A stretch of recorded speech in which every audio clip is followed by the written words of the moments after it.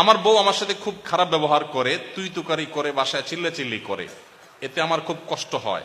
আমার বউ এখানে উপস্থিত আছে, আমার বউকে কিছু নসিহত করুন প্লিজ।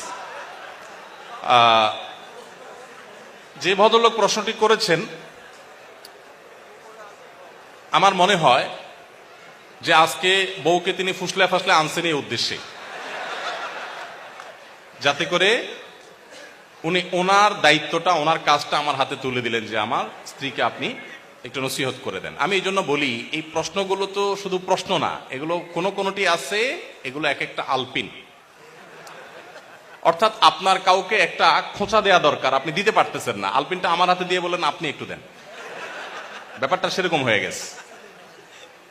যাই হোক, প্রথম কথা হলো যে আমরা সবাই অন্যকে উপদেশ দিতে খুব পছন্দ করি, নিজে উপদেশ নিতে চাই না। আমার কাছে যখন প্রশ্ন আসে যে হুজুর আজকে একটু বলে যাবেন যে একজন স্ত্রীর প্রতি স্বামীর কি কি কর্তব্য আছে, তখন আমার বুঝতে বাকি থাকে না এটা কোনো মহিলার প্রশ্ন। তিনি তার স্বামী আজকে এখানে আছে, তাকে সাইজ করতে চান, এই জন্য তিনি এই প্রশ্নটি ছুড়ে দিয়েছেন। আমরা প্রত্যেকটা মানুষ, আমরা আরেকজনের হাদিসটা খোঁজাখুঁজি করি, আমি নিজের হাদিসটা আমি খুঁজি না। আজকে যদি একজন মানুষ বলতেন যে একজন আদর্শ স্বামীর কি কি গুণ থাকা উচিত, আমি একজন পুরুষ মানুষ, আমার এটা জানা দরকার, আমি আমার স্ত্রীর কোনো হক নষ্ট করছি না তো, এটা হতো সবচাইতে অ্যাপ্রিসিয়েট করার মতো প্রশ্ন। ঠিক একইভাবে কোন স্ত্রী যদি জানতে চাইতেন যে আমি কিভাবে একজন আদর্শ মুসলিম স্ত্রী হতে পারি, সেই গুণগুলো কি কি আছে যেগুলো আমাকে অর্জন করতে হবে, আপনি একটু বলে দেন, তাহলে সেটা হতো আদর্শ প্রশ্ন। নিজের পরিবারে কেউ ভুল পথে থাকলে প্রশ্নের মাধ্যমে তার সংশোধন কামনা করাটাকে আমি দোষের বলে মনে করছি না, কিন্তু এই প্রবণতা থাকা যে সব সময় আরেকজনকে সোজা করবো বাট আমি পুরোই বাঁকা থাকবো, এটা কখনো বুদ্ধিমান মানুষের কাজ হতে পারে না। তো যাই হোক, কোন নারী, কোন স্ত্রী তার স্বামীকে যদি তুই তোকারি সত্যিই করেন, এটা খুবই জঘন্য এবং অত্যন্ত ভয়াবহ একটা ব্যাপার, অত্যন্ত ভয়াবহ একটা ব্যাপার। এবং একসাথে থাকতে গেলে কিছুটা বাদানুবাদ, কিছুটা উচ্চবাচ্য হবেই, কিন্তু তাই বলে তুই তোকারি পর্যায়ে চলে যাওয়া, চিল্লাচিল্লি পর্যায়ে চলে যাওয়া, হাতাহাতির পর্যায়ে চলে যাওয়া, এটা খুবই ডেঞ্জারাস, খুবই ভয়াবহ। দেখুন, একজন স্ত্রী সামলানো কঠিন না একাধিক স্ত্রী সামলানো কঠিন? একাধিকটা কঠিন না? প্রিয় নবী সাল্লাল্লাহু আলাইহি সাল্লামের স্ত্রী কতজন ছিলেন? এতজন স্ত্রী থাকার পরও আল্লাহ নবী সাল্লাল্লাহু আলাইহি সাল্লাম জীবনে একবারের মতো তার কোন স্ত্রীদের সামনে চিল্লাচিল্লি করেছেন, গায়ে হাত দেওয়া তো পরের বিষয়, কখনো চিল্লাচিল্লি করেছেন নাউজুবিল্লাহ, এরকম একটি কথা কোন জাল হাদিস দ্বারাও পাওয়া যায় না। তার মানে কি তাদের মধ্যে কিছু হয় নাই? বহু কিছু হয়েছে, এমন এমন জিনিস হয়েছে আমরা মনে করি যে কিছুই হয় নাই, বহু কিছু হয়েছে। হ্যাঁ, বহু কিছু বলতে আমরা যেগুলো মনে করি এরকম না, মানুষ হিসাবে তাদের মধ্যে অনেক কিছু হয়েছে। এক স্ত্রীর ঘর থেকে মধু খেয়ে এসছেন, হাফসা রাদিয়াল্লাহু তাআলা আনহা, আয়েশা রাদিয়াল্লাহু আনহা দুজন সলা পরামর্শ করলেন যে ওনার বাসায় যায় মধু খাইলো, সতীন হিসাবে একটা ঈর্ষা থাকে, তো আমরা ওনাকে আসলেই বলবো যে আপনার মুখ থেকে মাগাফিরের ফলের গন্ধ আসতেছে। ঠিক ওই প্ল্যান অনুযায়ী রাসূল আকরাম সাল্লাল্লাহু আলাইহি ওয়াসাল্লাম আসার পর বলতেছে, আপনি কি মাগাফির খাইছেন? মাগাফিরের গন্ধ আসতেছে কেন মুখ থেকে? রাসূল সাল্লাল্লাহু আলাইহি ওয়াসাল্লাম বলেন, না তো, মাগাফির তো খাই নাই, এটা খুব দুর্গন্ধ জাতীয় ফল, এটা তো খাই নাই। উনি আবার মুখে দুর্গন্ধটাকে খুব অপছন্দ করতেন, জিবরিল আসতো তার কাছে সবসময়। তো এবার ওনারা আবার আইডিয়া দিচ্ছেন যে আপনি মধু খাইছেন, মাগাফির খান নাই, হতে পারে পাখিয়ে ওই মাগাফির খেয়ে এসে মধুতে মুখ দিছে। দেখেন কত সুন্দর পরিকল্পনা। তো নবী সাল্লাল্লাহু আলাইহি সাল্লাম দেখলেন যে স্ত্রীরা নাখোশ হয়ে গেছে, বললেন যে ঠিক আছে, তাহলে আজ থেকে আমি আর মধু কোনোদিনই খাবো না। আল্লাহ তাআলা অবশ্য পরে আয়াত নাজিল করে সব ফাঁস করে দিয়েছেন। এগুলো আমরা জানলাম কিভাবে? আল্লাহ তাআলা আয়াত নাজিল করে দিয়েছেন, দে বলে না, স্ত্রীকে খুশি করার জন্য আপনি একটা হালাল জিনিস জীবনেও খাবেন না, এই শপথ কেন করতে যাবেন? আল্লাহ তাআলা নবী সাল্লাল্লাহু আলাইহি সাল্লামকে নসিহা করেছেন। তাহলে দাম্পত্য জীবনে নবী সাল্লাল্লাহু আলাইহি সাল্লামের স্ত্রীদের এরকম বিষয় আসলে ছিল, কিন্তু নবী সাল্লাল্লাহু আলাইহি সাল্লাম কখনো রাগ করেন নাই।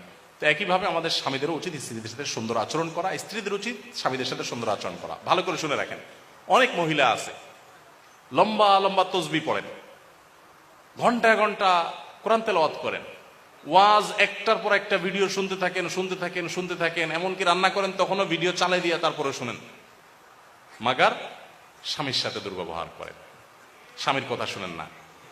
আছে না নাই? এখানে যদি পুরুষ বেশি, অতএব পুরুষের ঠিকের পরিমাণ বেশি হবে, এটাই স্বাভাবিক। কিন্তু শুনেন, আমি একটা কথা প্রায় বলি, আমাদের বোনদের জন্য তিতা করল্লার মতো আমল হলো স্বামীর আনুগত্য করা, স্বামীকে শ্রদ্ধা করা। তিতা করল্লা খেতে কষ্ট হলেও, করলার রস চিবায় খেতে কষ্ট হলেও অনেক দুরারোগ্য ব্যাধির উপশম হয়।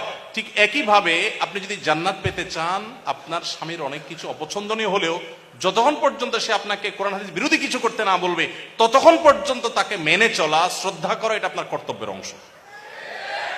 স্বামী তো পরের কথা, যে কোনো বয়সে বড় মানুষকেই তো শ্রদ্ধা করতে হয়, না হলে তো নবী সাল্লাল্লাহু আলাইহি ওয়াসাল্লামের উম্মতই থাকতে পারে না সে।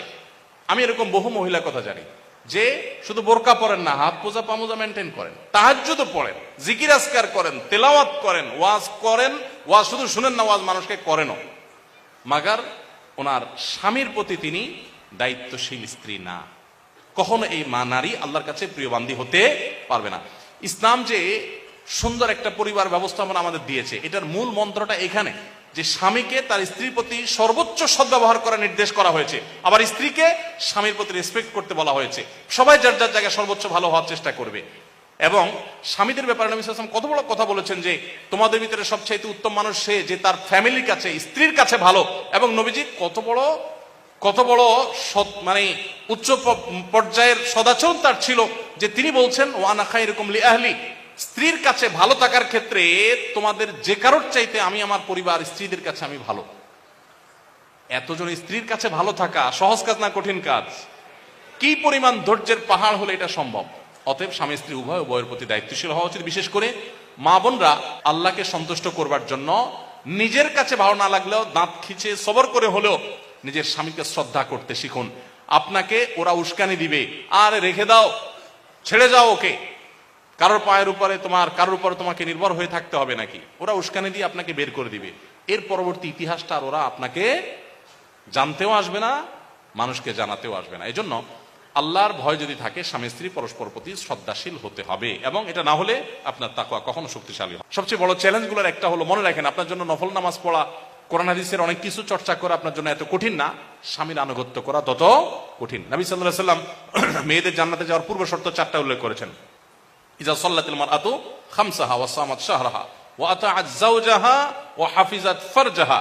5 ওয়াক্ত নামাজ যখন নারীরা ঠিকমতো পড়বে, রমজান রোজাগুলো যখন ঠিকঠাক মতো রাখবে, এবং স্বামীর আনুগত্য, কথা মেনে চলবে, এবং নিজের ইজ্জত সম্ভ্রমকে হেফাজত করবে, এই 4টা কাজ যদি ঠিকমতো করে, সোশ্যাল মিডিয়াতে অ্যাক্টিভিটিসের মাধ্যমে বেপর্দা করে না, বাইরে বেপর্দা হয়ে যায় না, অন্য মানুষদের সাথে যোগাযোগ করে না, স্বামীর অন্যায় নির্দেশ যতক্ষণ না হয় ততক্ষণ পর্যন্ত তার আনুগত্য করে চলে, এগুলো যদি হয় তাহলে সেই ব্যক্তির জন্য জান্নাত অনেক সহজ। আমাদের মা বোনদেরকে আল্লাহ তাআলা আমলটা কঠিন হলেও করার তৌফিক দান করুন।